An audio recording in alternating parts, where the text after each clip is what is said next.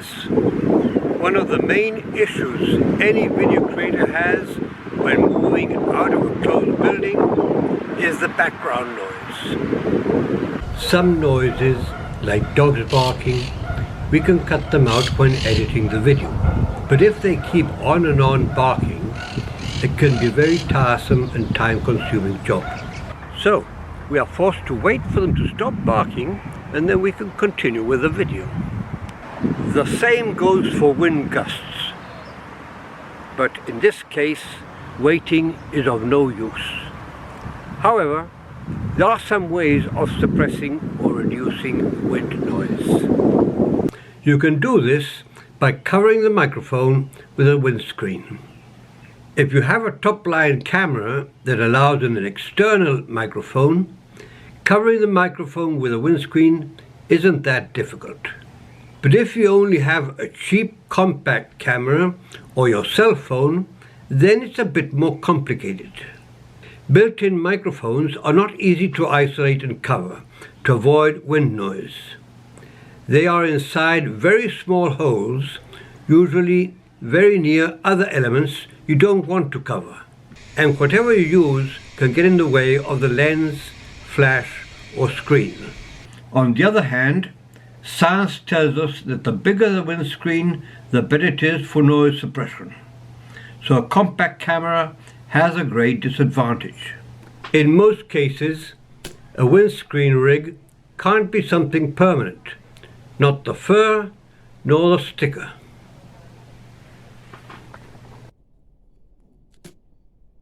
In this video, I'm going to test a series of potential windscreens for compact cameras. And especially, I'm going to show you how you can test them to obtain trustworthy and verifiable results. And while I'm at it, I'm going to debunk some myths one finds on YouTube and the internet. And I have some prizes here and there for those who watch this video till the end. Don't miss them. Now, if you're in a hurry, or you don't care about a few low-pitched wind gusts getting into your audio, do the following. Place some 20 to 30 kilogram per cubic meter foam over the microphone holes of your cell phone. They usually have two stereo channels, one on top and one at the bottom, and hold it in place with some elastics. Just be careful not to cover the lens. This will remove or reduce most wind noise, but not all of it. It also produces a fall in overall audio volume. Just be careful to speak when there are no wind gusts so you can edit them out later. A better option is to cover the little microphone holes with fur. And a smart solution is sticking the fur onto a cell phone cover instead of sticking it on the phone itself. We cut a piece of double-sided mounting block the right size and make a hole in it for the microphone hole. We peel off one liner and stick it onto the cell phone cover. Then we peel off the other liner and stick a large bit of fur onto it. If we compare the camera without cover and the cell phone covered with fur, it's more evident the loss of wind noises, but it can also take chirping birds and other sounds. If you use a compact camera, you can simply cover the whole camera with a length of fur, making sure the wind doesn't get between the camera and the fur. This will remove or reduce most wind noise, but not all of it. And keep away from locations that blow your hair about.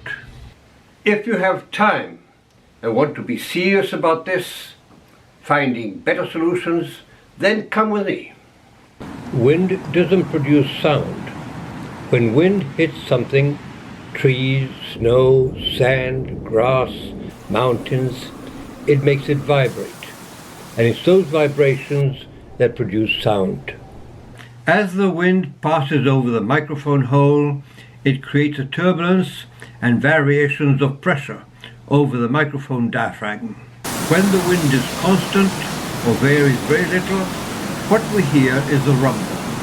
When the wind changes speed very quickly, it produces fast variations of pressure over the diaphragm. And what we hear is thunder or blast of sound. These are the gusts of wind. These are the two kinds of noises that can affect our audio. Let's see what else we know. How do windscreens suppress noises? 1. They provide a barrier between the wind and the microphone. 2. They absorb some vibrations caused by the wind. 3. They can interfere with the low frequencies, attenuating the rumble and letting through other sounds. The main features of a windscreen are the following. 1. Porosity. The material and design we use as a windscreen must allow sound waves to reach the microphone without excessive resistance, so good sounds are not muffled.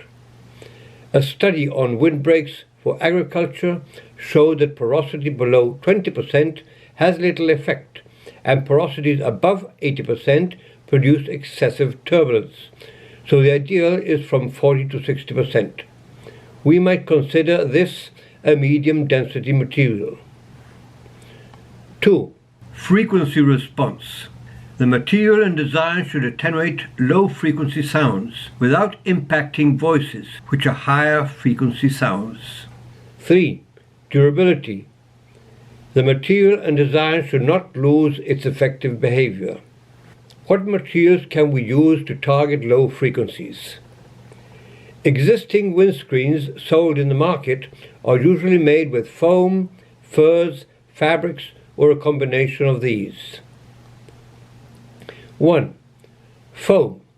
It has high porosity but very bad frequency response, so tends to let through wind noise, even with low speed gusts of wind. Attaching denser foam or a thicker layer only reduces overall volume, including good sounds. 2. Fleece and other fabrics. Any fabric you put over a microphone in one or more layers can attenuate noise, but just like foam, will not discriminate by frequency, and you still will hear some wind noise. 3. Furs. These seem to suppress wind noise better. However, there is a great variety of furs regarding their pile structure. 4. Foam and fur combined. Some users say they get a better suppression of wind noises when they put the fur over a thin layer of foam. 5. Fur and fleece combined. This is another option sold on the market, where fleece covers the fur. In fact, probably the best material is a combination. An attenuator of noise, like the ones I've mentioned, plus a pop screen that can attenuate bursts of air, like wind gusts. The problem we have is that on a compact camera there is no space for so much stuff. Regretfully, there are very few studies that compare all these options scientifically and pinpointing their ability to attenuate wind gusts. However, one research paper concludes that an external unidirectional microphone covered with a basket and windjammer can exclude wind noise if it's below 19 meters per second. But we can't apply this to omnidirectional built-in microphones in cameras. As things are, all we can do is test, and test. There are some attempts in testing particular windscreens using fans as wind source, but they don't take into account that the fan's motor drowns out many wind noises that will be perceptible in a video. Testing windscreens with a fan is a myth, not only due to the noise of the motor, but also because that wind is no more than a slight breeze, not the 10, 20 or 30 miles an hour you might face in the wild. The advantage of a fan against using real wind to do tests is that the wind from a fan has a regular speed. So, Even if we can't measure the speed of the wind, we know that the tests are comparable. Can we do this silently? Any wind source like a compressor, aquarium pump or nebulizer has a motor attached, and that produces noise that will interfere. Considering all these issues and the costs of making a wind tunnel that should work properly, I will test my options in the following way. Use a fan for comparing different materials at comparable speeds. Use natural winds to verify which tested material picks up least wind effects in a range of wind speeds. Use an anemometer. With an anemometer, I can verify which tests and gusts of wind are comparable. Use Audacity. With this app, I can isolate the sound of wind gusts, even if they are very faint, when the background noise is low. With Audacity, I can provide a graphic and non-subjective representation of my results. Carry out the tests in a place with low background noise. Regarding a fan, the distance between the fan and the camera determines the strength of the wind. So if you want to compare things, always use the same distance between the fan and the camera. Regarding an anemometer, a vane anemometer that uses propeller blades should be used facing the wind. So we should use something to help us know where the wind comes from. However, my tests with this anemometer and this fan show me there's no significant difference between readings if I put it leeward or windward. I just have to keep myself out of the way. What does affect the readings are those wind gusts that come from the sides. I'm going to test the following materials. 2 types of foam. 1. 12 to 15 kg per cubic meter foam. 2. 24 kg per cubic meter foam. 2 types of furs. 3. Sheep wool. Unlike artificial fibers, sheep wool has a rough structure. It has been mentioned that sheep wool has acoustic properties, screening out low-frequency noise, although it's still unknown at what density it provides best porosity. 4. Inner lining of a coat. This fur has very long piles that can get in the way of the lens, so it needs to be trimmed, but not too much, because long piles are better in scattering wind. This fur seems very dense, and the base of fabric probably adds to muffling good sounds. So my test will cover 2 options.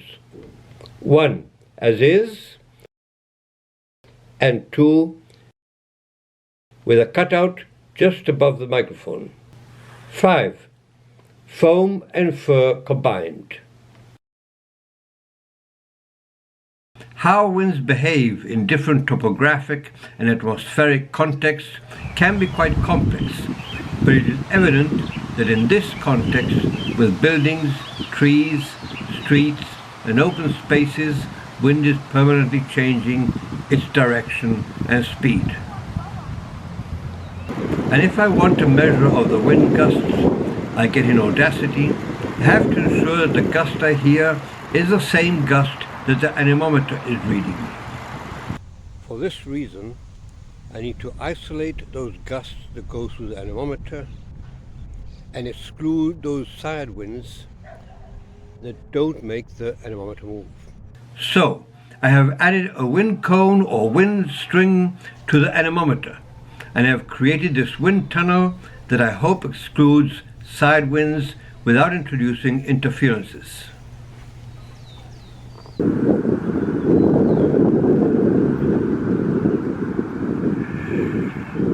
As we can see here, my tunnel has not avoided the noise of side winds, but at least I have been able to quantify the value of the wind gusts that come from a frontal direction, with a maximum of about 4 meters per second.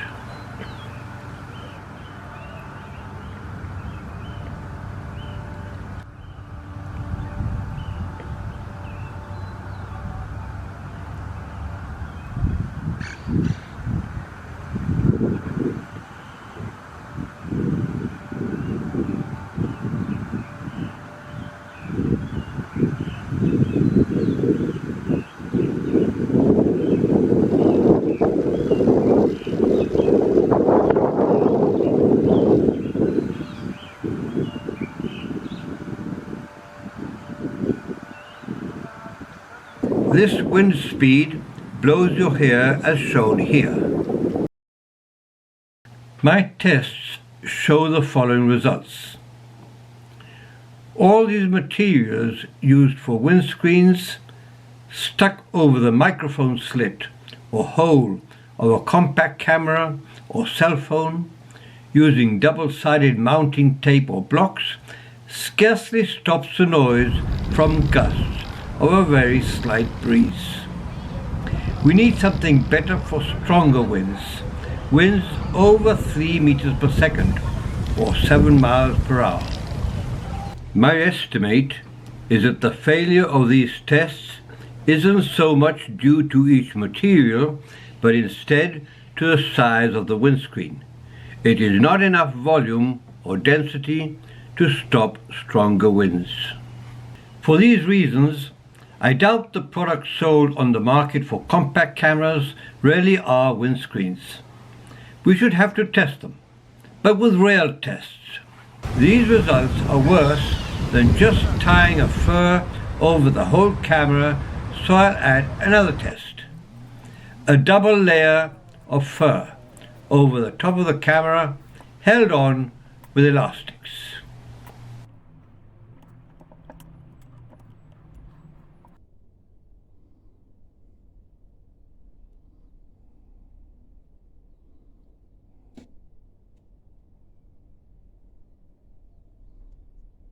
This windscreen works perfect with gusts of wind over 3.6 meters per second.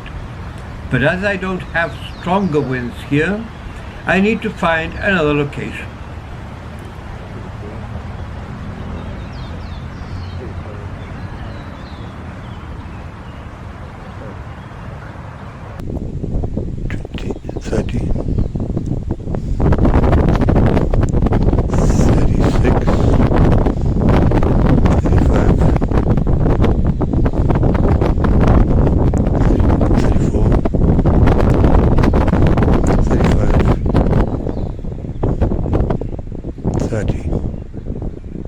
According to the Beaufort classification, I need winds up to 30 miles per hour to exceed the limits of any windscreen. Even if we never make a video in winds that blow our hat off, we need a very strong wind to see where is the limit of each windscreen we test. To find wind forecasts in my town, I visited this website, but the nearest place with strong winds was by the sea, not a walking distance. However, I had to go there to see how good is this windscreen. The forecast said there would be up to 30 miles an hour gusts of wind. That is, I can't take my umbrella. On the beach, it seems this windscreen works very well, with winds up to 5 meters per second. But the sound of the waves probably is drowning the noise of the wind. So I have to do this test away from the waves. On the hill, I got wind speeds from 3 to 8.3 meters per second. And here we see that chaotic changes of speed, even around 3 or 4 meters per second, cause gust noise. But when the speed changes slowly from 3 to 5 or 6, the wind is more silent. When the wind goes above 7 or 8 meters per second, we start getting the whistling noise bypassing this windscreen. Something that isn't as bad as gust noises, but still can interfere.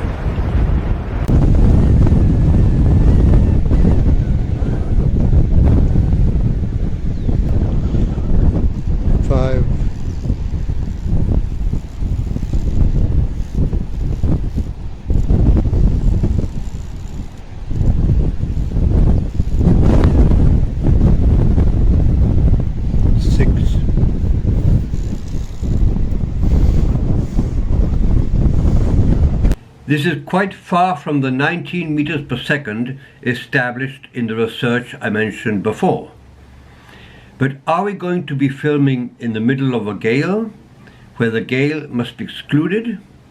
I don't know if you noticed how my hand moves back and forth in this test. That wasn't because I was nervous or freezing cold. The strength of those winds blew my hat off, toppled the camera and tripod, and was pushing me back and forth all the time. In any case, I can classify this windscreen as good for winds up to 5 meters per second, or 12 miles per hour. Maybe for stronger winds, we can add another cover of fur tied down to the tripod, and the results, you can see them there.